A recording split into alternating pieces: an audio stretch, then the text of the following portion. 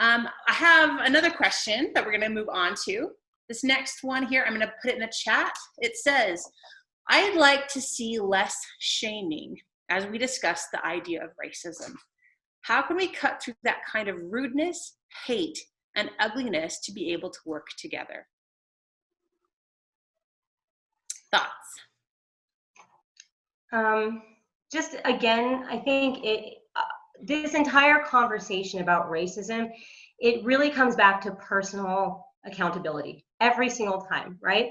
Like, if we want to change things, then we need to be that change.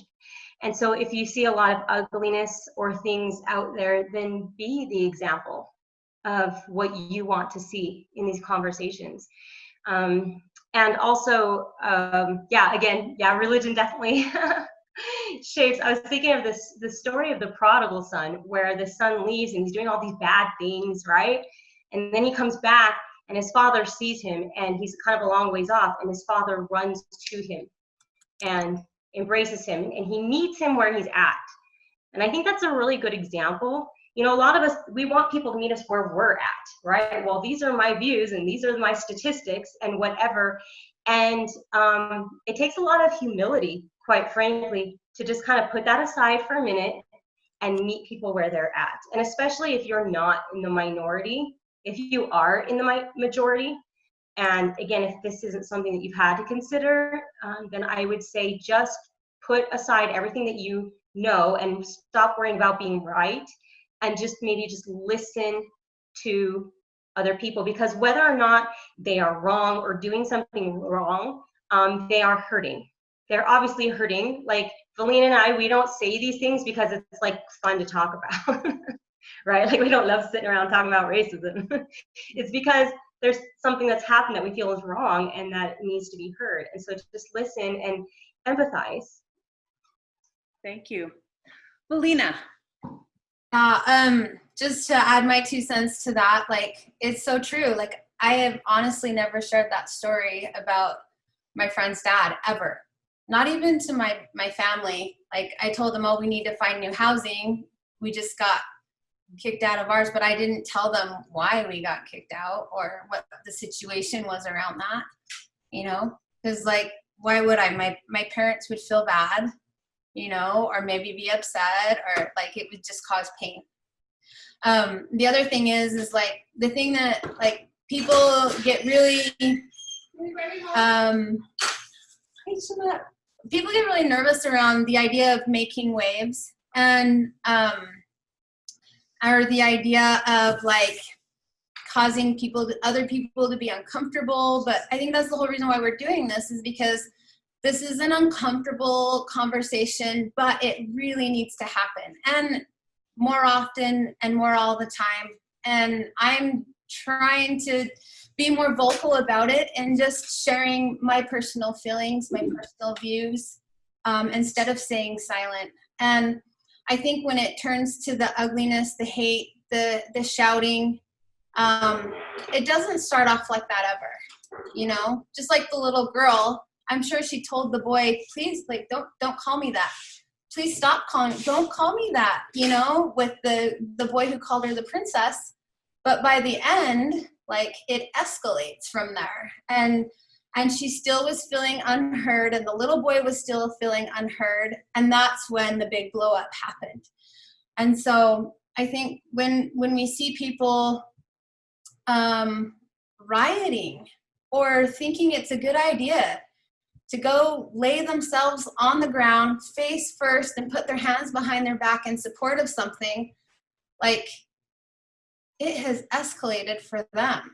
People just don't do that. Like, that position is such a vulnerable position to put yourself in, and to put yourself in that position for somebody else too, and being willing to do that. Like, I love that so many of the protesters did that.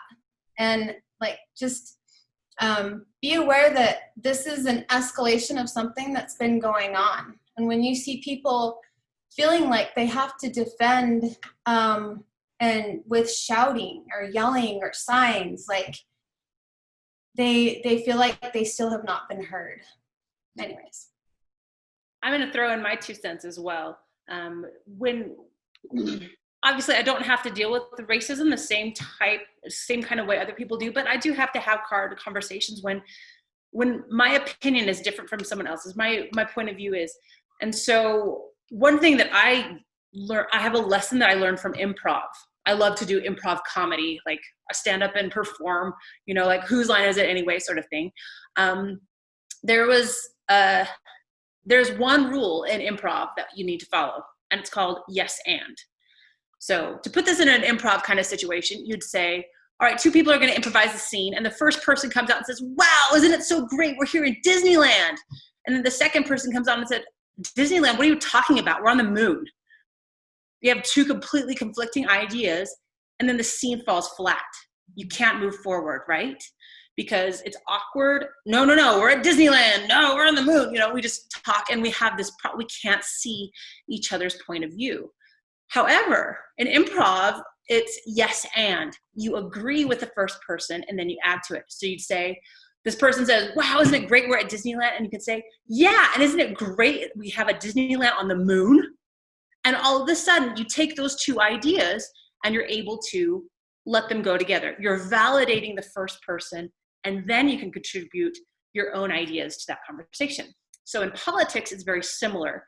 When you're talking about racism, when you're talking about different issues that are really challenging to people, you're going to have to say yes and.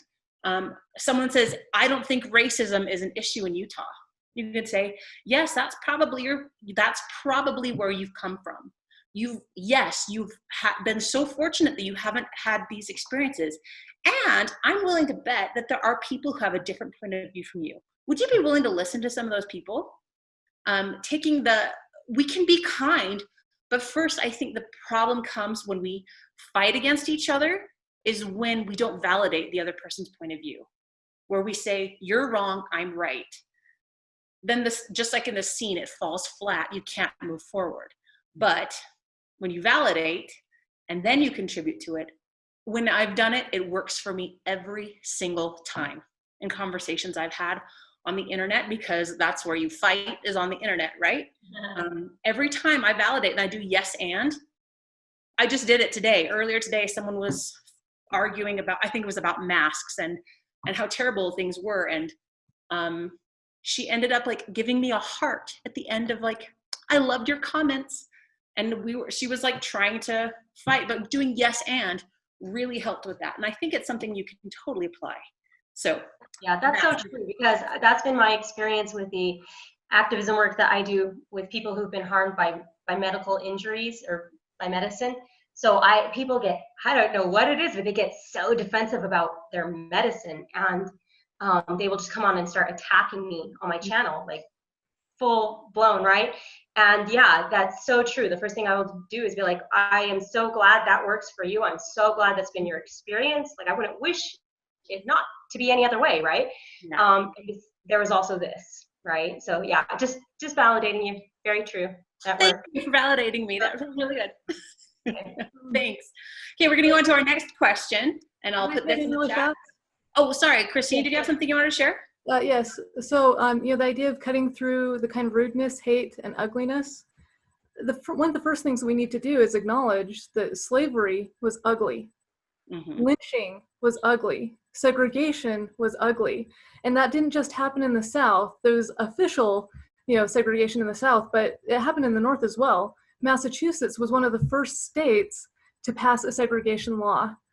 So we've got to acknowledge there's some ugly things that are going on. We can't just brush that over. We won't make progress if we don't look at that. So the best way to cut through the ugliness is really to stare it in the face. That's what we need to do. Thousands of policies contributed to where we are today, and it's going to take thousands of policies to correct it.